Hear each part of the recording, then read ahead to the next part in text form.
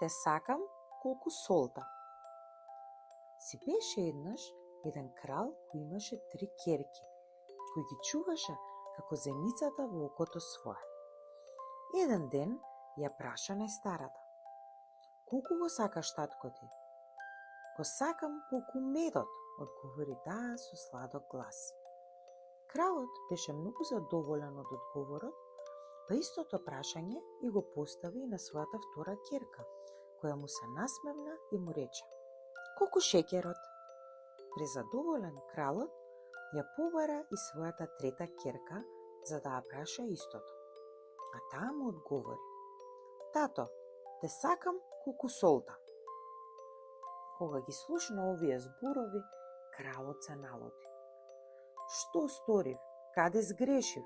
Зар сум толку зол, па ти што ми велиш дека ме сакаш колку сол? Солта не е вкусна, поради оваа дрскост твоја, наредувам да си одиш за секогаш од палатава моја." Изгонета од дома, принцесата талкаше низ полиња и шуми и најпосле стигна до соседното кралство. Па отиде во кралскиот дворец, каде што си најде работа како мијачка на садови. Деновите минуваа, а принцесата работеше вредно и ги заслужи довербата и почита од сите.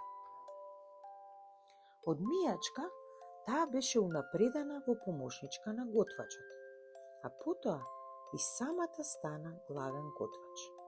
Незините јадења беа можни ценети и фалени од сите во дворецот.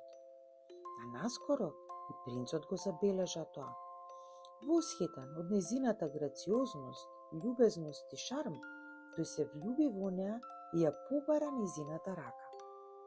Бидејќи и таа го љубеше него, веднаш прифати и го замоли да ги покани сите кралеви и кралици од соседните кралства на нивната свадба, вклучувајќи го и таткој, кој не знаеше ништо за незиниот нов живот. На денот на свадбата, принцесата настојуваше таа лично да сготви некој од јадењата за гозбата и им нареди на слугите да му ги принесат само на еден гостин, на незиниот татко, кој не ни насетуваше што се случува. Кралот почна да јаде и уште на првиот залак храната му имаше мощно блуткав вкус. "Ѓак, готвачот мора да сгрешил нешто. Следното јадење ќе биде подобро," си помисли и не го доврши јадењето. Но кога и второто јадење излезе безвкусно, почна да се загрижува. И така замоли да ја проба храната од чинијата на кралот кој што седеше до него и виде дека за разлика од неговата, таа беше многу вкусна. Разлутен, се обрати кон таткото на принцот и извика: "Сте заборавиле, Божем, мојава храна да ја посолите, за да можете вашата зајадливост да ја задоволите." Тогаш принцесата дојде до него и им се обрати на родителите на својот сопруг.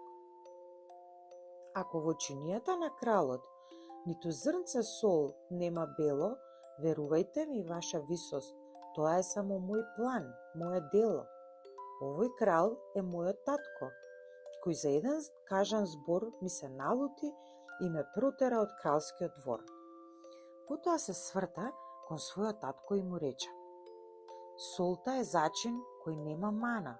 Те сакам колку неа, затоа што ја прави вкусна сета наша храна."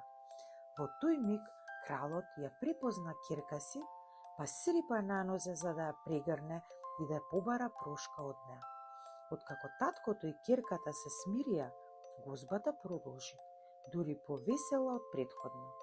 Потоа невестата им нареди на слугите да му принесат на таткој насолени јадење и од тој ден па натаму меѓу нив двајца веќе немаше никакви препреки или несогласувања.